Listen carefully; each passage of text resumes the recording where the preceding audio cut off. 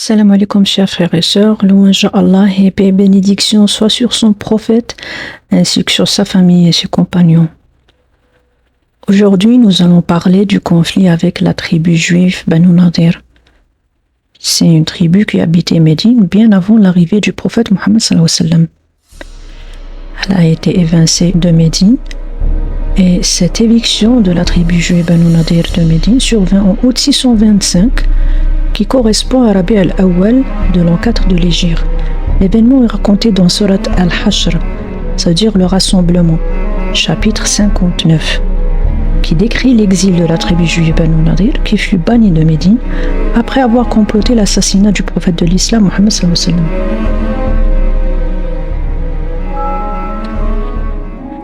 Mais pour comprendre les tenants et les aboutissants de l'événement, il faut un petit regard rétrospectif sur un événement précédent. Le compagnon Amir ibn Umayya, le seul rescapé du massacre de la mission des 70 lecteurs qui a eu lieu au lieu-dit Bil Ma'ouna, entra à Médine et relata au prophète Mohammed sallallahu alayhi wa sallam ce qui était arrivé à ses compagnons et qu'il a assassiné 2 hommes de la tribu arabe de Banu Amir sur le chemin du retour. Le prophète Mohammed sallallahu alayhi wa sallam devait payer le prix du sang aux proches des 2 victimes, car ils n'ont pas participé au massacre, même s'ils font partie de la même tribu.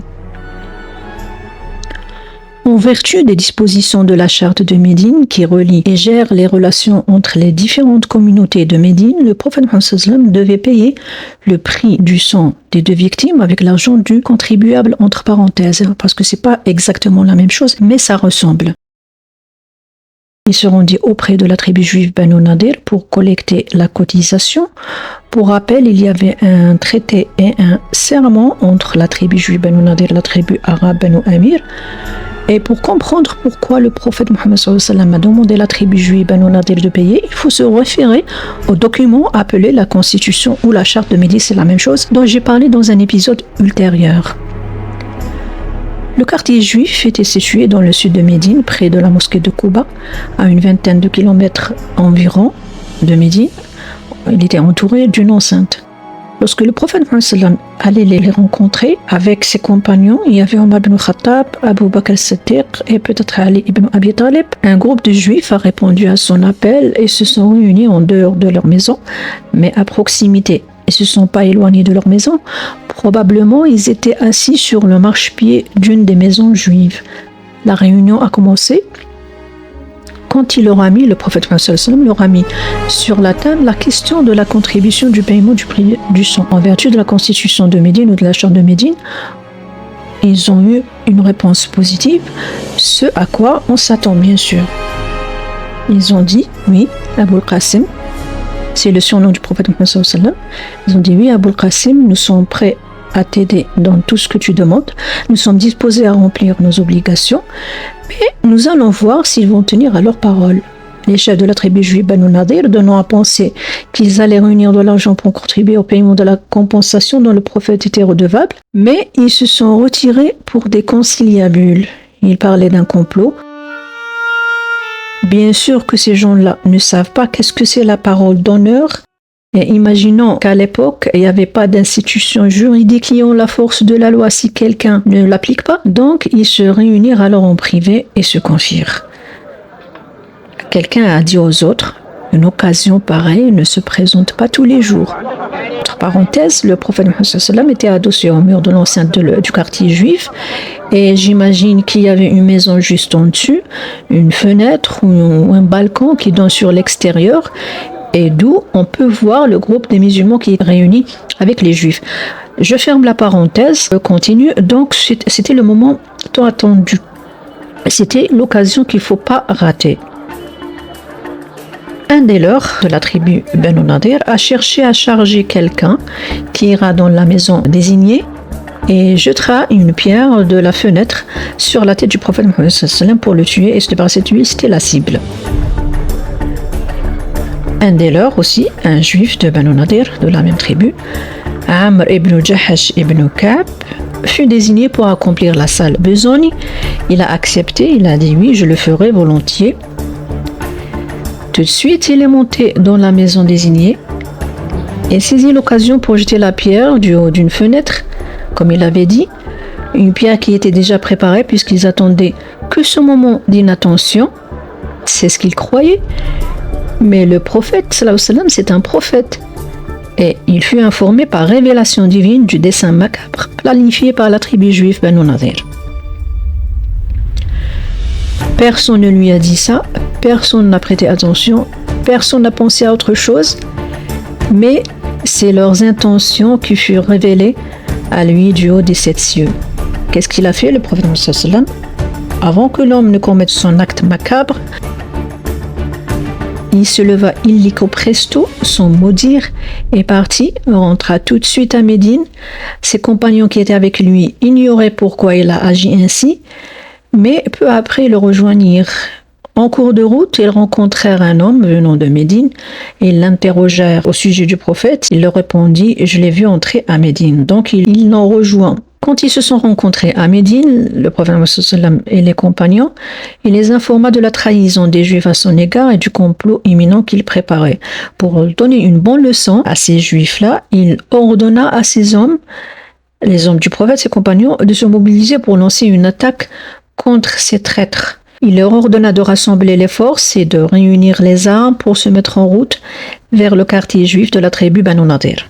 Entre-temps, la nouvelle de l'offensive musulmane qui se préparait contre la tribu juive Banu Nadir leur est parvenue. Qu'est-ce qu'ils ont fait? Ils se sont retranchés dans leur fort et fermé portes et fenêtres, clôturé l'enceinte du quartier. Quand la troupe musulmane arriva, elle ne pouvait pas pénétrer dans le quartier bien protégé par ses murs. Il était hermétique, mais elle a encerclé le quartier, assiégé la tribu juive. Le prophète ordonna de brûler certains de leurs palmiers. Lorsque cet ordre fut exécuté, un juif de la tribu de Banu Nadir lui envoya un message demandant pourquoi il a agi ainsi, alors qu'il avait toujours réprouvé ce type d'action. Le Coran indique clairement que dans ce cas, l'acte était approuvé par Allah subhanahu wa ta'ala.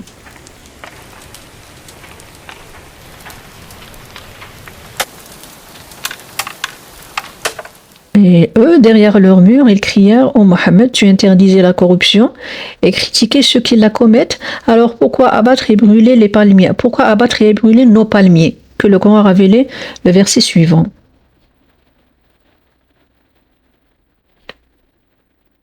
ما قطعتم من لينة أو تركتموها قائمة على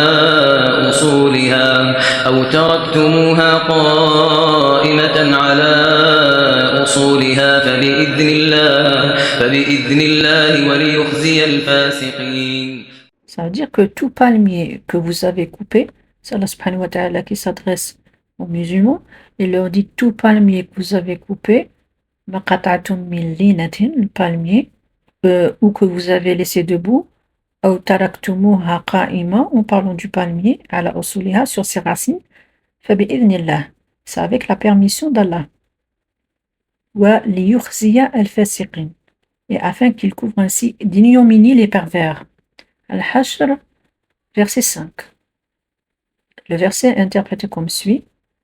Ô ensemble des musulmans, les palmiers coupés afin de dépiter les ennemis d'Allah lors de la bataille de Banu Nadir, ou laissés intacts afin qu'ils en tirent profit, l'ont été sur ordre d'Allah, ce n'est pas de la corruption sur terre comme ils le prétendent, ceci afin qu'Allah humilie les Juifs qui se sont affranchis de son obéissance sans violer leur engagement et ont choisi la voie de la traîtrise plutôt que celle de la loyauté.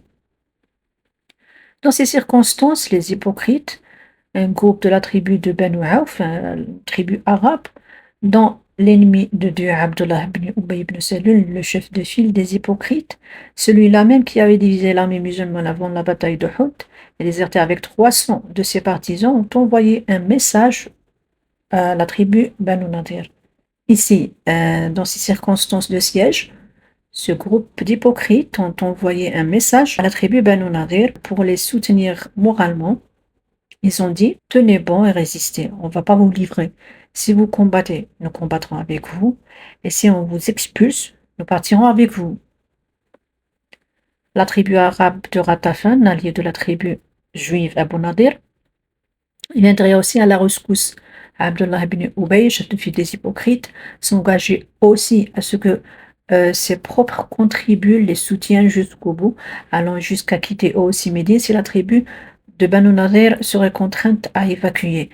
C'est ce qu'ils ont promis. Huyay ibn al-Akhtab, le chef de la tribu juive Banu Nadir, fut vivement intéressé par l'offre de Abdullah ibn Ubay. Il y eut une excellente occasion de vaincre les musulmans. Huyay ibn al-Akhtab, chef de la tribu juive Banu Nadir, envoya donc un message au prophète. Il lui dit: On n'est pas disposé à évacuer nos demeures. Nous allons résister à toute tentative d'expulsion. Agis comme bon te semble.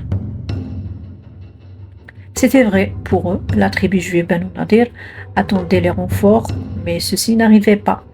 Ni leurs alliés des tribus arabes, ni leurs coreligionnaires des tribus juives Banu Qurayza, ni leurs partisans, les hypocrites, ne vinrent à leur secours.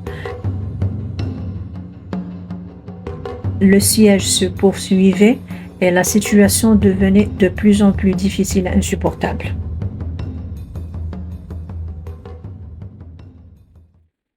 Pourquoi donc ce verset a été révélé? ألم تر إلى الذين نافقوا يقولون لإخوانهم الذين كفروا من أهل الكتاب لئن أخرجتم لنخرجن معكم ولا نطيع فيكم أحدا أبدا وإن قوتلتم لننصرنكم والله يشهد إنهم لكاذبون.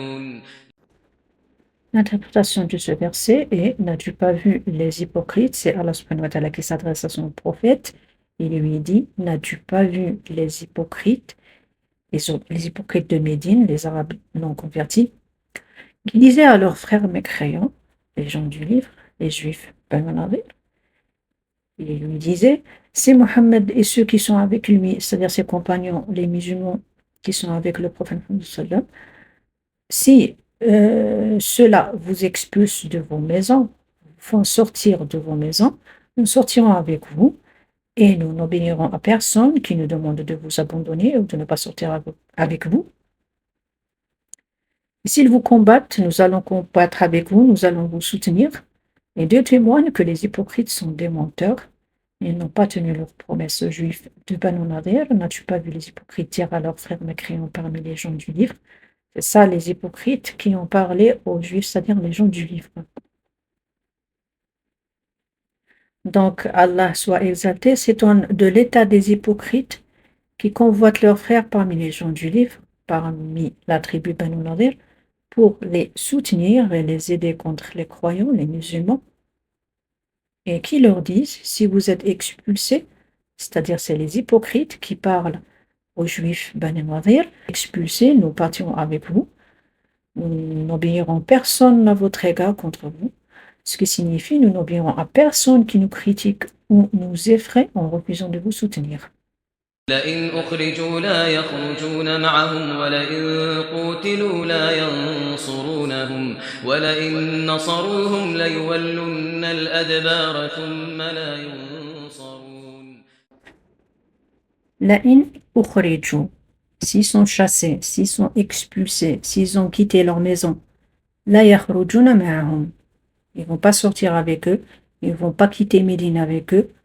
Parlons des hypocrites et des autres tribus. وَلَئِنْ قُتِلُوا لَا يَنْصُرُونَهُمْ. Et s'ils sont attaqués, ils ne les secourront pas. Ni secours, ni soutien, ni rien. وَلَئِنْ نَصَرُوهُمْ.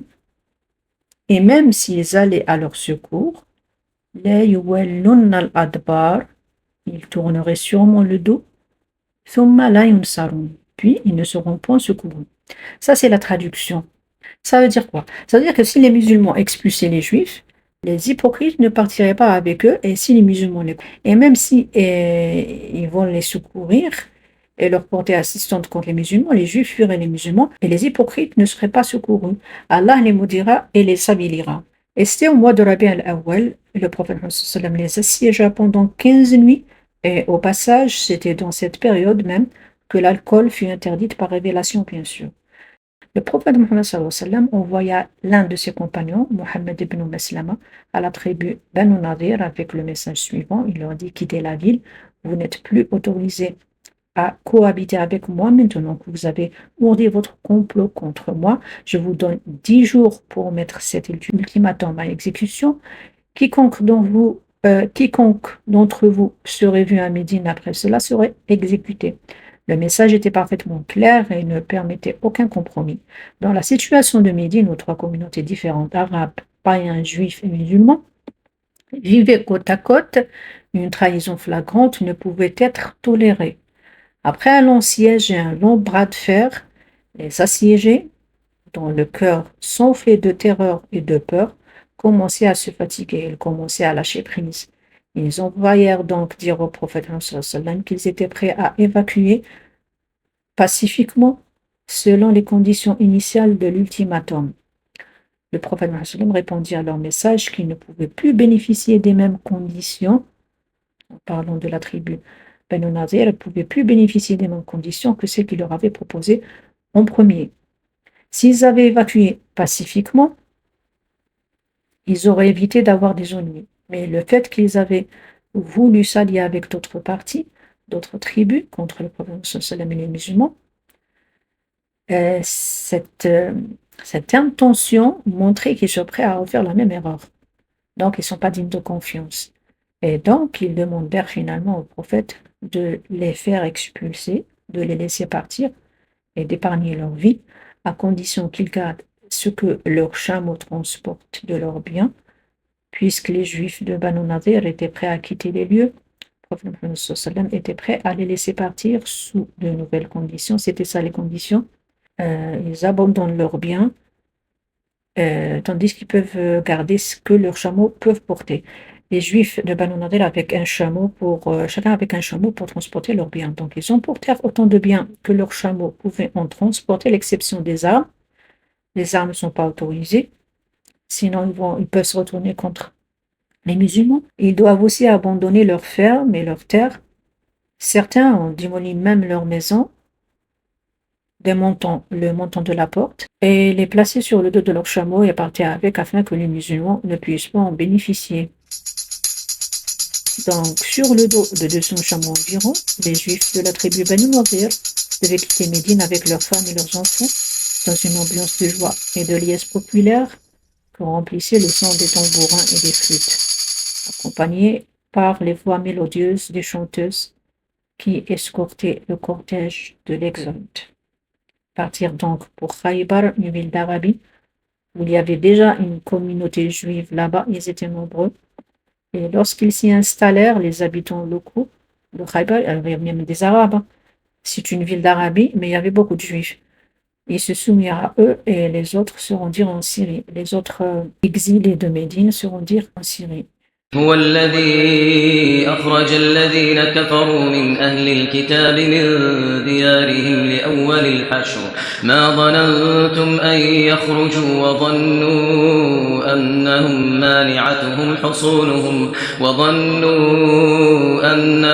مانعتهم حصونهم من الله فأتاهم الله من حيث لم يحتسبوا وقذف في قلوبهم الرعب يخربون بيوتهم بأيديهم وأيدي المؤمنين فاعتبروا يا أولي الأبصار. Ça veut dire que c'est lui, Allah subhanahu wa ta'ala, l'exalté, qui a expulsé ceux qui ont mécru. Ce sont les Juifs de Banu Nadir, niés la prophétie de Muhammad sallallahu alayhi wa sallam, parmi les gens du livre, à savoir les Juifs de la tribu Banu Nadir. Il les a expulsés de leur demeure où ils vivaient aux côtés des musulmans de Médine. Et ce fut le premier rassemblement, les Awal al-Hashri, ça veut dire le premier rassemblement pour leur expulsion, leur premier exil de la péninsule arabique vers la Syrie. Ma dhanantum. Allah subhanahu wa ta'ala s'adresse ici aux musulmans, il leur dit Ma dhanantum. Aux musulmans, vous ne pensiez pas, ça ne vous a jamais venu à l'esprit qu'ils seraient expulsés en raison de leur force, là j'explique, en raison de leur force militaire ou de leur défense. Wa dhannu annahum mani'atuhum husunuhum min Allah. Et les Juifs croyaient, pensaient que leur forteresse les protégerait de la colère de Dieu et que personne ne pourrait les vaincre. Mais Dieu a envoyé un châtiment quand ils ne s'attendaient pas, quand ces Juifs ne s'attendaient pas à ce châtiment, en plus d'être frappés par la crainte et la terreur, Et enfin, ils finirent par détruire leur maison de leurs propres mains et des mains des croyants.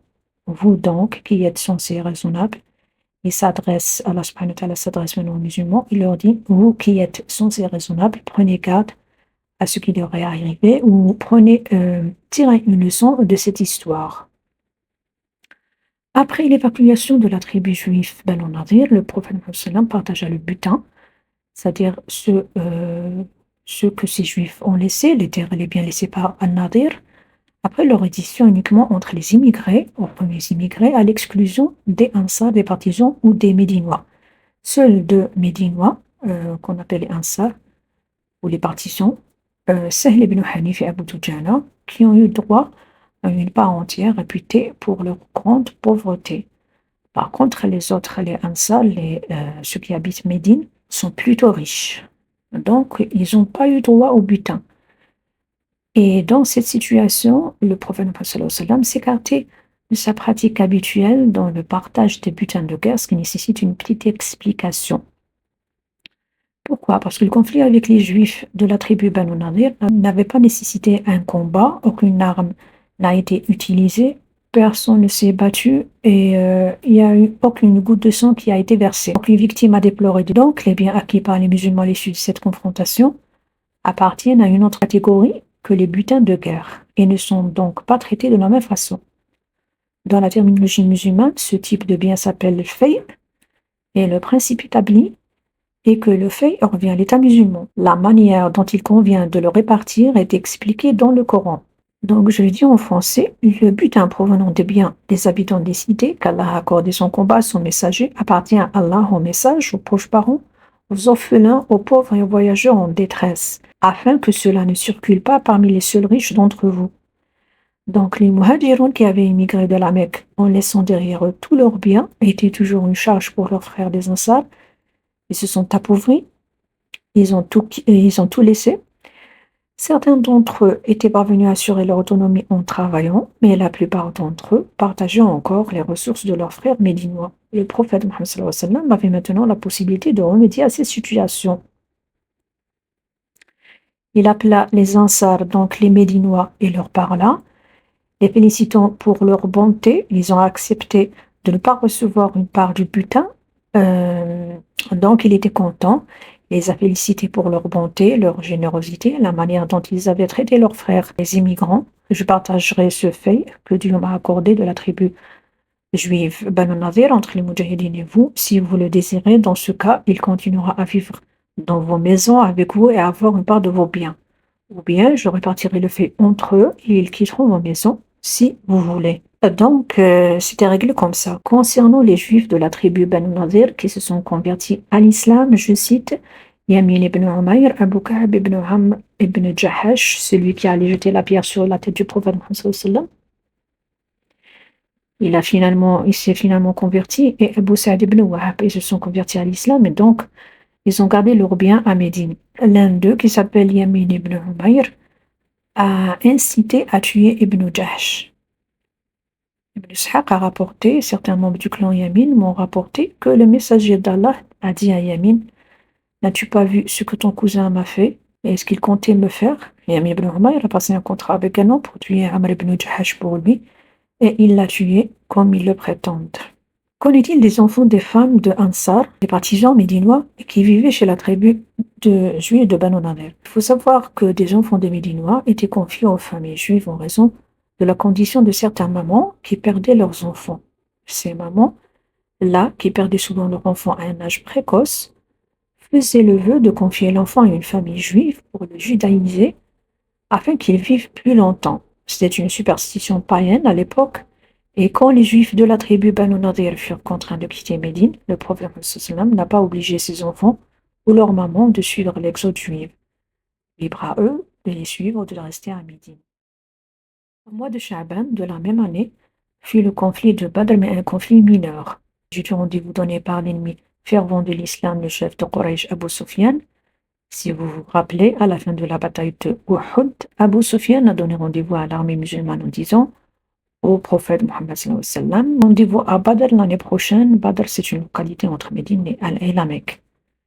L'armée musulmane était composée de 1500 combattants commandés par le prophète Mohammed sallam lui-même.